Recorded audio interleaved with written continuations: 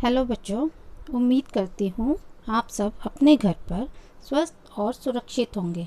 तो बच्चों, आज मैं हिंदी विषय में व्याकरण का पहला अध्याय भाषा, लिपि और व्याकरण लेकर आई हूँ। आइए पढ़े।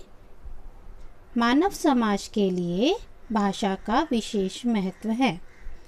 वह भाषा के माध्यम से अपने विचारों का आदान प्रदान करता है। भाषा का संप्रेषण का साधन होती है।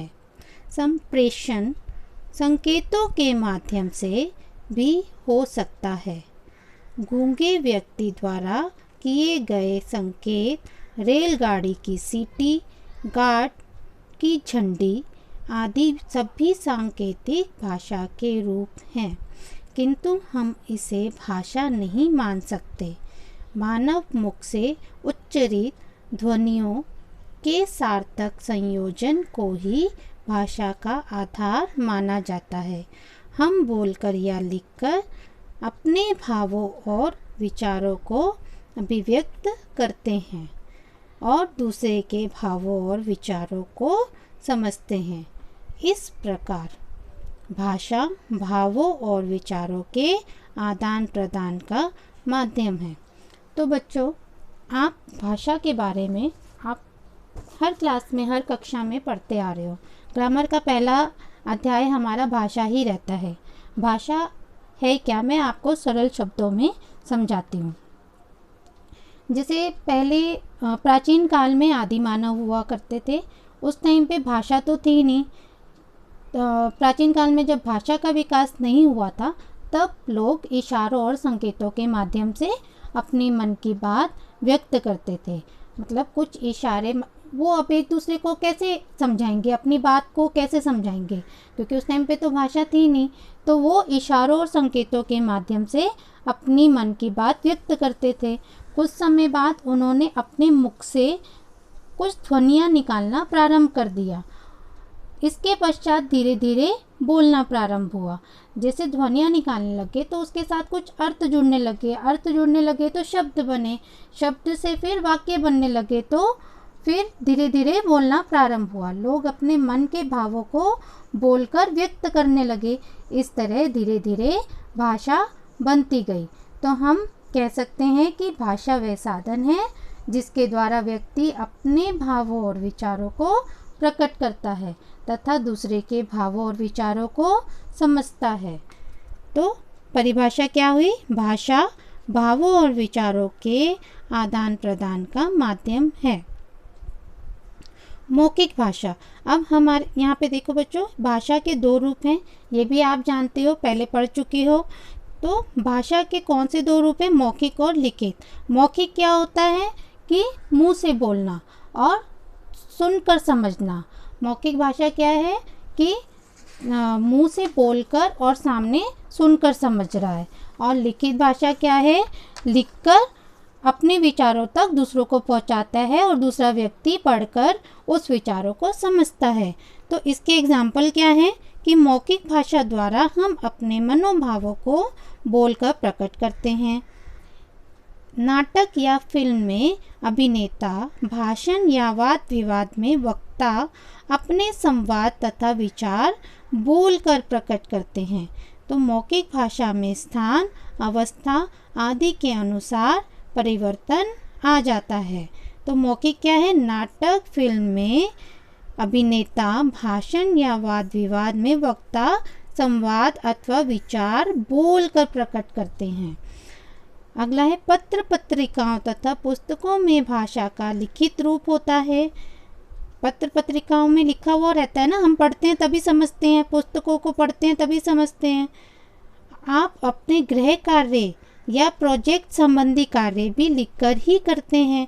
अभी हम लोग जो आपको गृह कार्य देते हैं या कोई प्रोजेक्ट है, आप लोग स्वयं करते हो तभी समझते हो।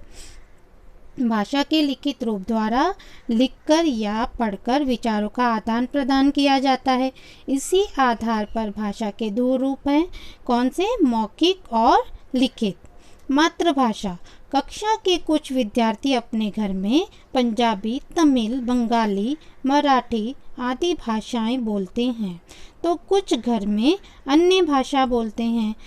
अभी आप लोग घर पे रहते हो, जो आपकी मातृभाषा है वो तो आप सीखते ही हो, वो आप घर पे बोलते हो।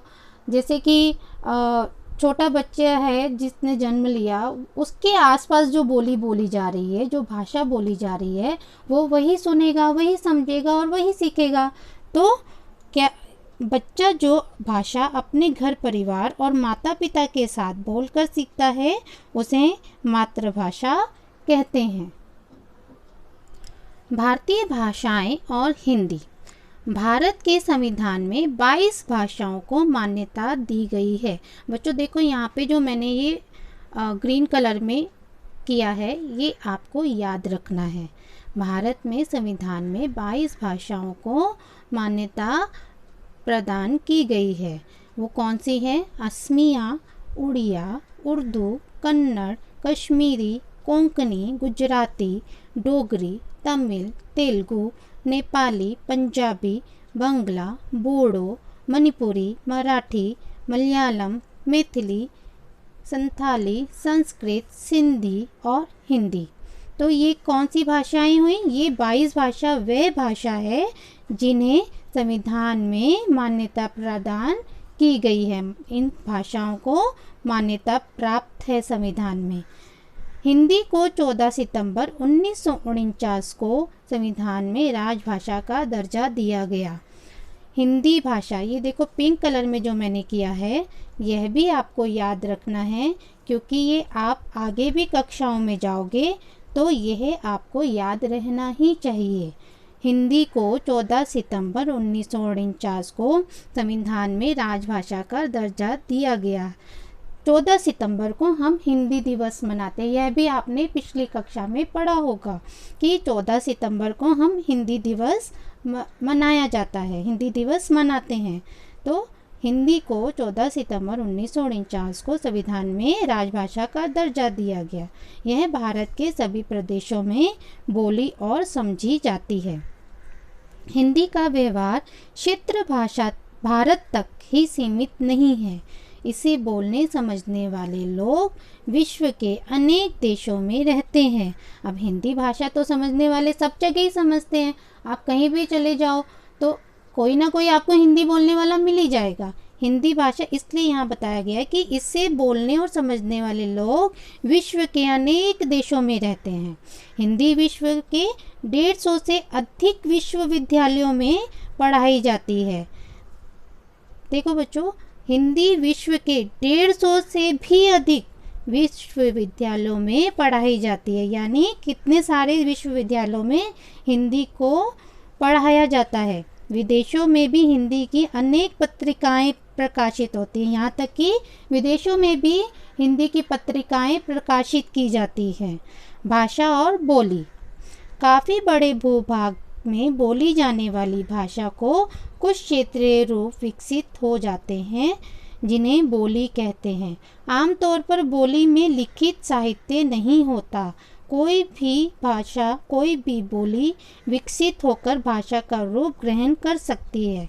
बोलियों का साहित्य लोकगीतों, लोक कथाओं आदि के रूप में मिलता है। मध्यकाल में अवधी, वज्र, मैथिली आदि बोलियां साहित्य में प्रयुक्त होकर भाषाएं बन गई। बोली को भाषा के सीमित प्रयोग का क्षेत्रीय रूप माना जा सकता है। तो बच्चों, मैं आपको बोली की सरल भाषा बताती हूँ, परिभाषा कि भाषा के क्षेत्रीय रूप को बोली कहते हैं। मतलब बोली देश के सीमित भाग में बोली जाती है। यह केवल बोलने के काम आती है। इसमें साहित्य की रचना नहीं की जा सकती। जैसे कि यहाँ पे आपको दिया है कि बोली में लिखित साहित्य नहीं होता है। बोली जो है वो एक सीमित क्षेत्र में ही बोली जाती है। लिपि। प्रत्येक ध्वनि जो हम बोलते हैं उसे लिखने के लिए कुछ चिन्हों की आवश्यकता होती है।